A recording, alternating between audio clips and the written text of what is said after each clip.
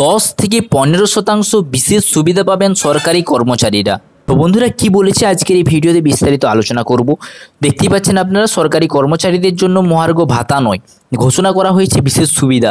সরকারের ঘোষণা অনুসারে 1 জুলাই 2025 তারিখ থেকে বেতন গ্রেড ভেদে গ্রেড 1 ও তর্তুর্গ থেকে গ্রেড 9 পর্যন্ত 10% এবং গ্রেড 10 থেকে গ্রেড 20 পর্যন্ত 15% হারে বিশেষ সুবিধা কিন্তু দেওয়া হবে।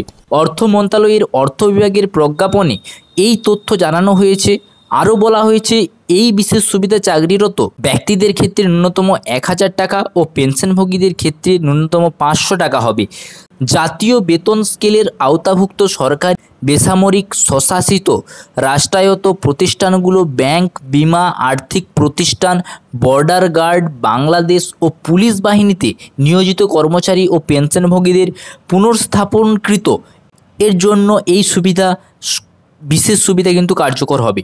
গতকাল সোমবার 2025-26 অর্থবছরের বাজেটে সরকারি কর্মচারীদের জন্য বিশেষ সুবিধা বৃদ্ধির প্রস্তাব করেন অর্থ উপদেষ্টা সালেহউদ্দিন আহমেদ।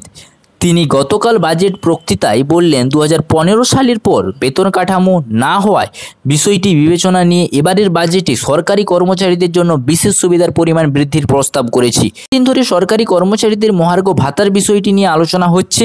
অর্থ উপদেষ্টা সাংবাদিকদের জানিয়েছেন, মহার্ঘ ভাতার বিষয়টি অ্যাক্টিভলি কনসিডার করছি। একটা কমিটিকে দায়িত্ব দিয়েছি, তারা এটা নিয়ে কাজ করছে। মহার্ঘ ভাতা হওয়ার চান্স মোটামুটি, হয়তো একটু সময় লাগবে। শেষমেশ মহার্ঘ ভাতা নামে নয়, সরকারি কর্মচারীদের বিশেষ সুবিধা নামে একটি অতিরিক্ত ভাতা দেওয়া হচ্ছে। প্রজ্ঞাপনে বলা হয়েছে, অবসরোত্তর ছুটিতে পিআরএল থাকা কর্মচারীরা পিআরএলে যাওয়ার আগ পর্যন্ত সর্বশেষ প্রাপ্ত মূল বেতনের ভিত্তিতে বর্ণিত গ্রেডভিত্তিক হারে বিশেষ সুবিধা পাবেন।